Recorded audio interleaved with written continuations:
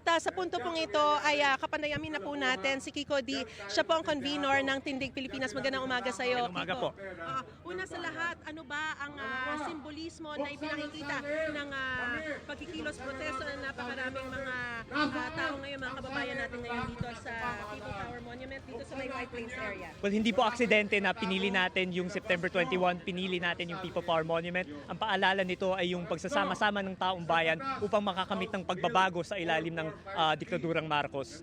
Paalala din po ito na mapayapang paraan ang naging sandata natin upang makalaya mula sa diktadura. Mapayapang paraan din po yung magiging sandata natin upang makalaya tayo sa katiwalian.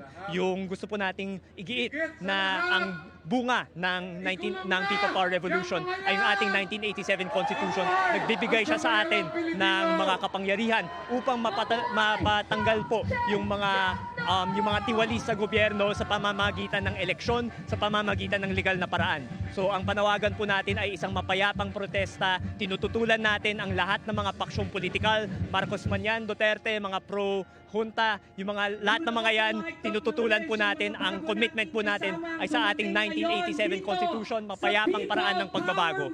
Gaano kahalaga yung pananagutan ng mga sangkot sa maanumalyang flood control project?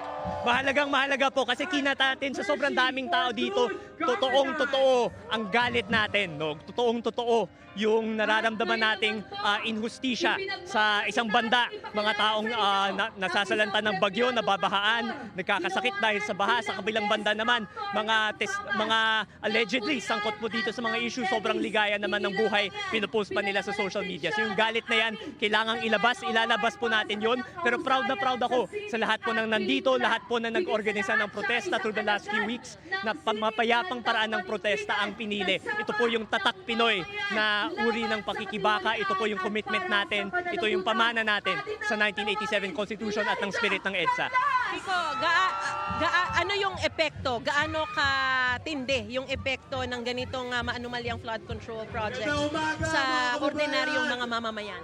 So ang gusto po nating maipakita ngayon na walang tatanggapin yung mamamayan kung walang mapapangalan, kung walang makakasuhan, kung walang makukulong. Napaka-critical ang trabaho ng gobyerno ngayon.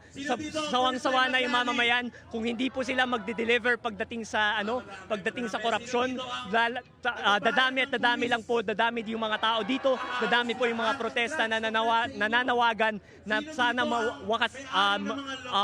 matapos na yung kwento ng katiwalian dito sa Pilipinas. Sana po kung bibiguin po tayo ng gobyerno Marcos na yun naman talaga ang track record nila, sisipain natin sila sa darating na halalan 2028. Kanina lang, Kiko, nakita natin yung pagdating na ng mga taong simbahan. Ano ba ang pinapakitang simbolismo ng pagsasama ng mga taong simbahan, civil society groups, mga ordinaryong mga mamamayan, mga kababayan natin na lahat nandito na ngayon sa People Power Monument? Again, mahabang track record ng simbahan na payapang paraan ng pagbabago ang kanilang sinusulong. Yun din po yung sinusulong natin. So nagpapasalamat po tayo sa leadership ng ating simbahan na itong paraan ng pagbabago yung kanilang isinusulong ngayon. Tsaka kaisa din natin sila sa pananaw ng pagkakaisa. Wala po tayong sinasantong politiko, hindi natin sinusuportahan si Marcos, hindi natin sinusuportahan si Duterte, lalong hindi natin sinusuportahan yung mga nagtatangka na mag-revolutionary government o mag-kudeta. Labag sa 1987 Constitution yan. Ang